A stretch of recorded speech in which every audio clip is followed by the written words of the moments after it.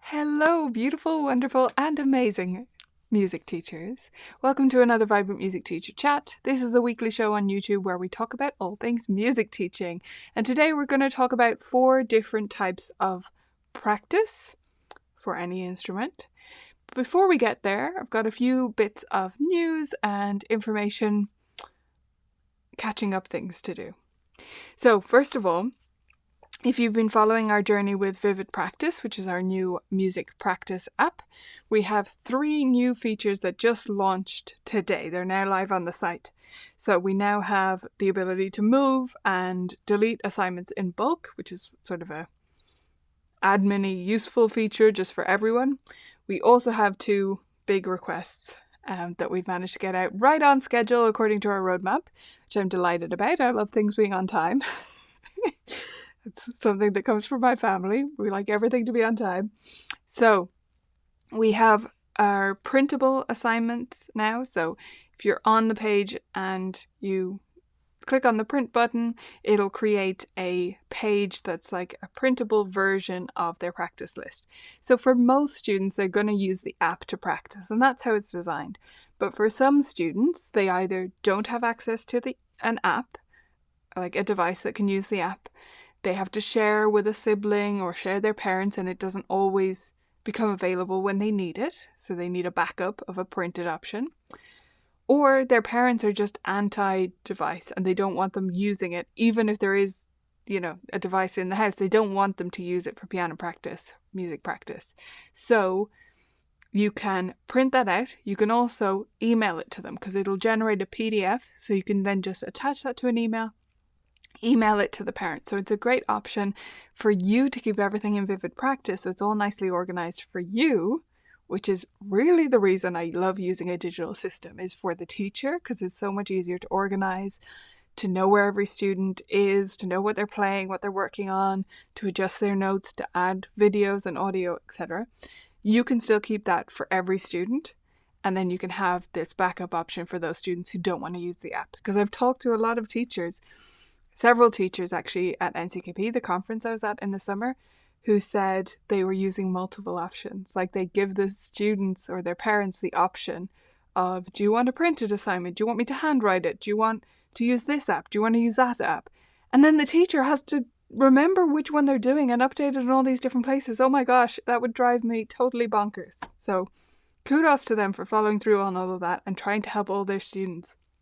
But I hope this gives you a different option that you can still make everyone happy, but you get to use one system. So that's a printable one. And then the other feature we have added is for the group teachers out there and also for everyone else, because it's going to help you with a lot of studio-wide assignments or maybe one-off groups you do every so often. And that is group assignments. So you can now create groups, as many as you like, of your students. You can add all your students to a group and call it studio, or you can have your actual group classes in there, or whatever the case is for you. And then you can assign things to the group and it automatically goes to every student's list, but they can also have solo assignments as well. So you can watch the video. I'm going to send it out by email. If you've signed up to Vivid Practice before, you'll get that email probably later today / maybe tomorrow morning, depending on how things go today. But it is already in the Facebook group as well. So those are 3 new Vivid Practice things that happened today, which I'm really excited about. We also have our Tonara importer and all the bugs fixed and everything. So if you have assignments inside Tonara and you want a place to draw them to buy you more time, you can set up a Vivid Practice account for free. Use the Tonara importer. You've got a couple more weeks left of access to Tonara, so you haven't lost your assignments yet. They're expiring. It's going away for good on November 8th. So that's my little PSA. Get them imported somewhere. Even if you're not sure if you want to use Vivid Practice for good, if you pull everything across from Tonara, at least you have them somewhere where they're not going to go anywhere. Okay. So we also have a couple of other things on the Vivid Practice side. So first of all, I think I have this link copied. No, I don't. I'm just going to type it in quickly. I'd set up a new resources page for Vivid Practice, just in case some of you are on YouTube more than Facebook. and I will send this out by email later. But it now includes the Google Sheets templates to help you set up books, commonly used books more easily, and several other little resources that I've been providing in the Facebook group. I want to organize them all on a web page so that they stay organized. Facebook doesn't like not show you things and move things about and mess us all around. They're all on that page and you have somewhere to refer back to. So that's all there. It's colourfulkeys.ie/vivid. And yeah, one more thing, which is I just posted today a link to a survey form in the Vivid Practice Facebook group. So if you're in there, if you could click on that link, I'd really appreciate you filling it in, just giving us a few sentences about how much you're enjoying Vivid Practice so far. We are a new site, so we have to build up these quotes that let people know that teachers like them are using it and enjoying it. So if you have been enjoying it, if you could go to the Facebook group and click on that link to fill in the survey, I would really appreciate that. It really is a couple of questions, so it shouldn't take you more than, I'd say, maximum 5 minutes, okay? For me, it might take 1 to 2 minutes, but then in my typing, I'm not very verbose, so it depends on how much you tend to write on these things. Okay, then I want to congratulate everyone who's doing the challenge at the moment, which is the Assignment Sprint Challenge. Now, if you didn't get to join in on the challenge on time, I know it was more last minute than usual. I didn't give people a ton of warning to get signed in to register for the challenge. And that's because it was a bit spur of the moment for me to run it. But I wanted to help people who were setting things up with the Tonara move and just in general. So that's why it was a little bit last minute. But we do have another great session on practice notes and helping you set up assignments coming up, which is a webinar. So that is happening next Thursday. And that's the page where you can sign up to it. So that's vibrantmusicteaching.com/live. And I'll type it in the chat now too for those watching live. So vibrantmusicteaching.com/live. That's the sign up page for that. And that will also show you the time. It's easier for you to look there rather than me saying it out loud, because you're all in different time zones, so it's easier for you to check it there. Okay, so I hope you'll sign up for that. That's coming up next week, and it should be a lot of fun. Now, before we get into the main topic, last little note, which is a new thing I wanted to try. You can let me know whether this is fun. I think it's fun. So I wanted to give you a few little hints for those Vibrant Music Teaching members who are watching. And if you're not a member, you don't know what that is, it's at vibrantmusicteaching.com. So on the 1st of every month, we bring out new resources in our resource library. We add 5 things to the resource library on the 1st of every month. And I wanted to start giving you a few hints about what's coming up on the 1st of the next month. So on November 1st, it's a few weeks away now, here's a few clues for you.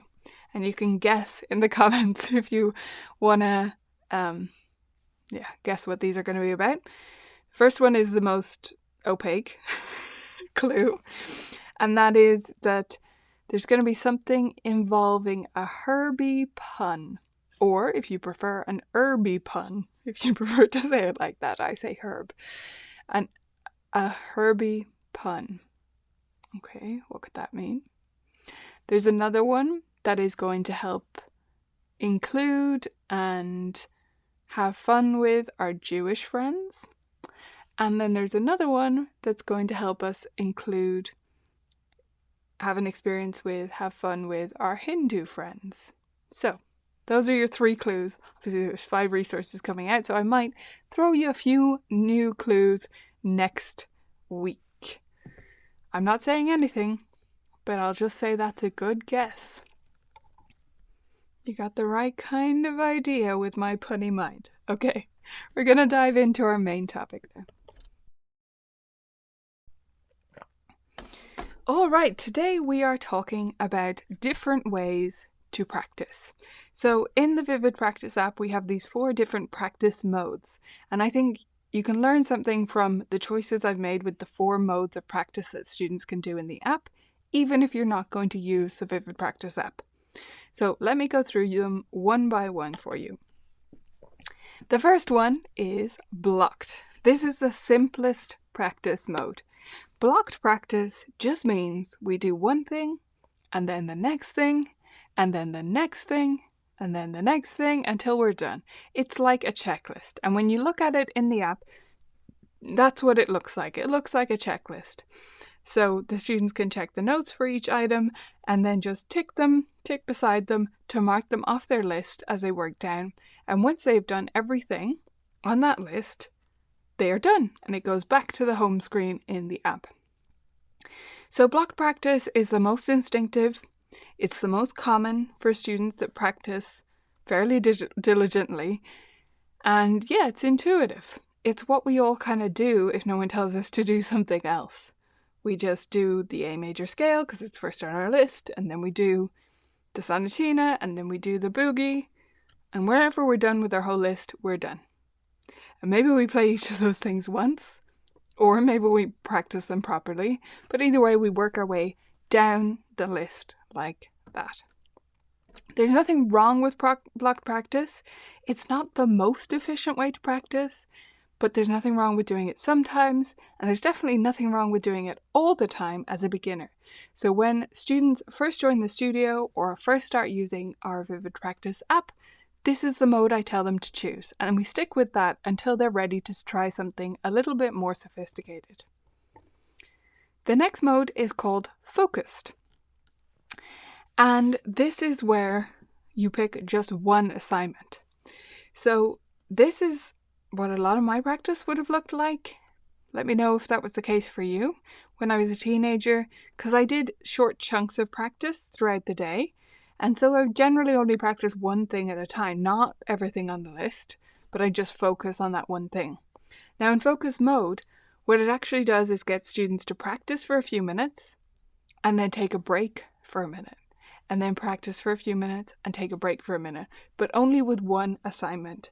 So it means that hopefully with those built-in breaks, they actually take time to reflect, to let their brain disengage for a minute, to look out the window, to pet their dog, then they jump back into it. And by doing that, we can actually be more focused for a longer period of time than if we try to just stay on the thing for a full 45 minutes or whatever the case may be. The next mode then is Pomodoro. Many of you will have heard of the Pomodoro technique. We've adapted it a little bit for our app. So in Pomodoro, students are practicing everything on their list, but they can do it in any order, in any way they want. It's not regulating when they do which assignment or that they check all the items off. That's kind of up to them. What it is controlling is their practicing and then their breaks. So they can select whether they want to do 2 minutes of practice and then a 1 minute break and repeat that, or 3 minutes and 1 minute, or 4 minutes and 1 minute. And then after that, they select the amount of total time they want to practice for. So they're setting up their practice session with these breaks. Again, like the focus mode, this allows us to reflect on what we're practicing, to regroup, to take a sip of water, make sure we don't get dehydrated, or take a bite of your little snack that you have with you for a practice session, right? So this becomes even more important as students get into these longer practice sessions. But if we build this habit now, I believe it can make students who are more resilient, better at practicing for longer sessions, and set themselves up with good habits from the beginning.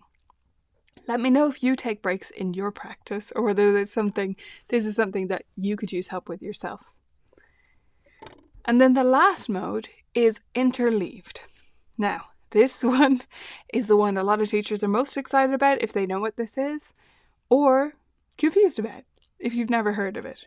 So interleaved practice is when we do a little bit of A, a little bit of B, then maybe back to A, then maybe C, then maybe back to B, then maybe back to C, right? So we're layering our practice and jumping between things and changing what we're practicing quite frequently.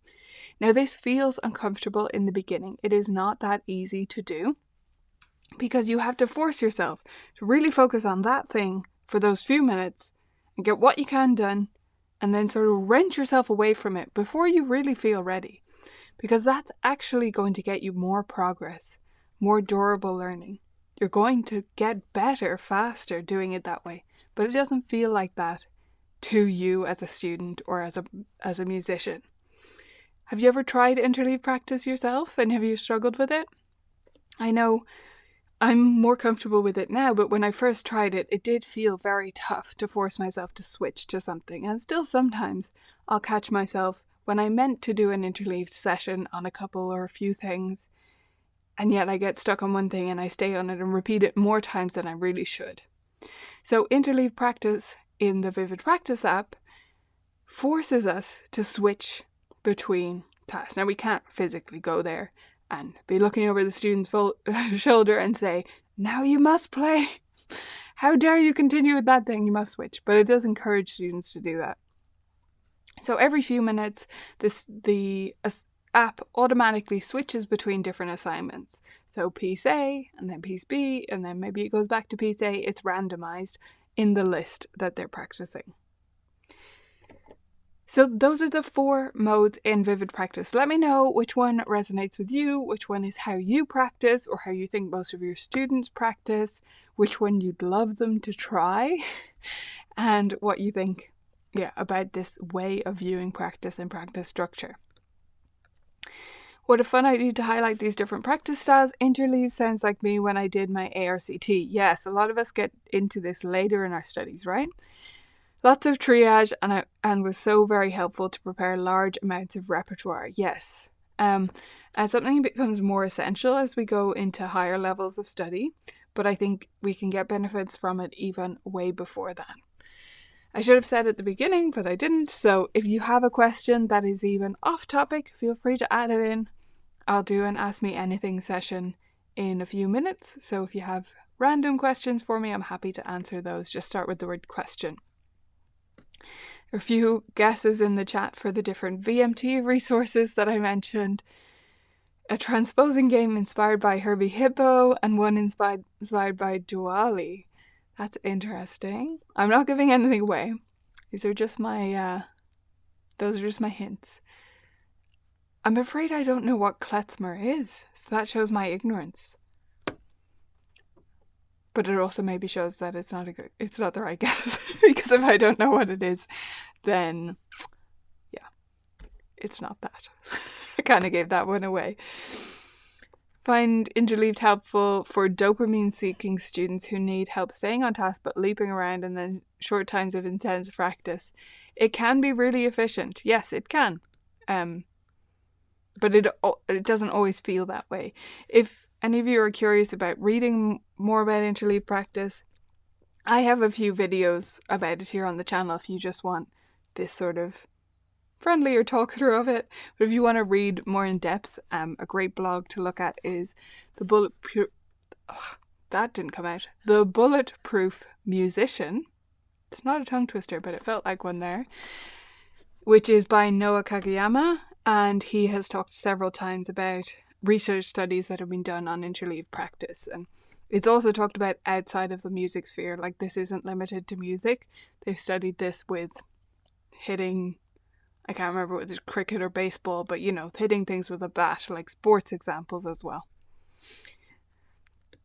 Okay, awesome stuff. Let me know if you have any random questions. Happy to stick around for a few minutes.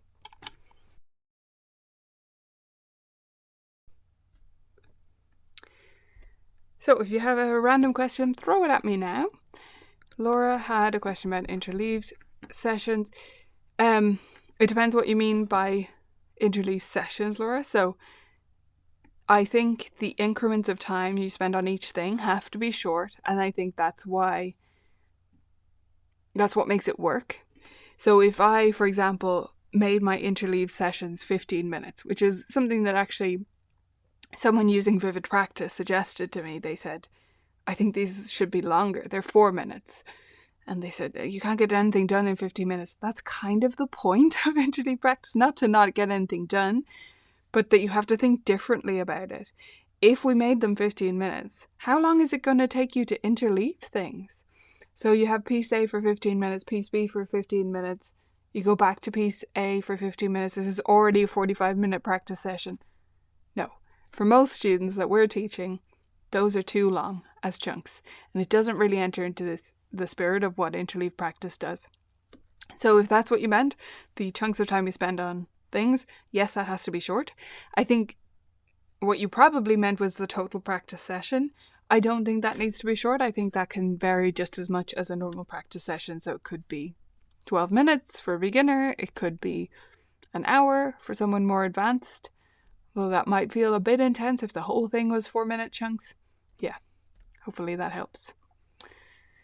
Okay, folks, I haven't seen any random questions come through, so I'll just remind you of our bits of news and upcoming... Oh, there's a question there. I'll remind you of the bits of news anyway first, and then I'll get to the question. So, first of all, the Vivid Practice new features, if you want to check them out, vividpractice.com.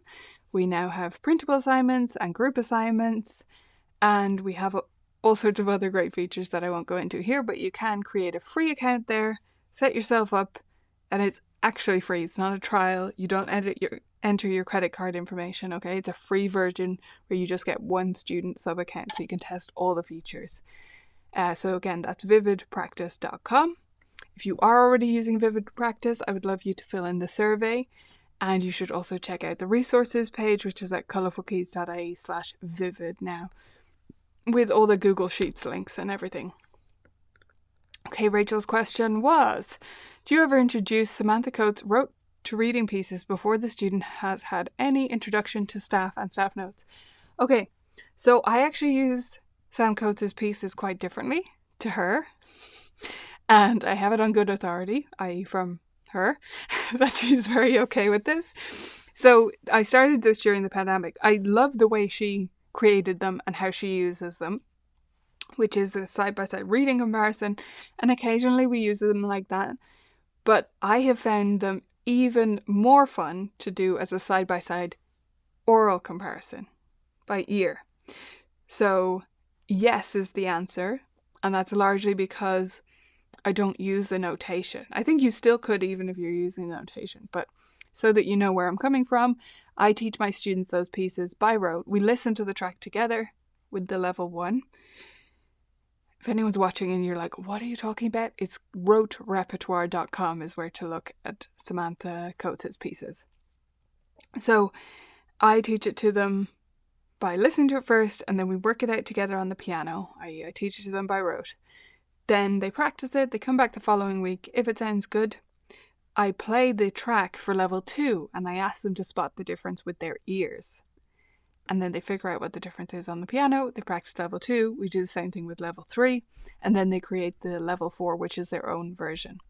So, I hope that answers your question, maybe in a different way than you expected, Rachel. Yes, absolutely. I still explain practice techniques, I still teach practice. I mean, this is almost separate to practice techniques. Really, this is practice structure, is what I want Vivid to try and teach students and help them to do. But techniques are what's happening within those chunks of time, is how I would define that. So yes, and I still give a copy of Practice Pi to every new student, a new parent of a student who comes into our studio. I still send them the links to all the Practice Pi videos, and the ones that actually watch and read the book are great as sort of home practice coaches, if you will, for their kiddos.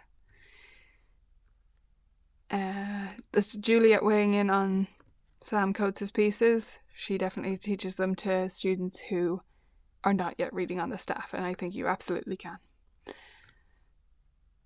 Fantastic. Great to hear. Okay, I have a video somewhere on the channel about that as well, about how I started doing that with rote repertoire pieces, I should say. And we've kept doing it even though we're not online.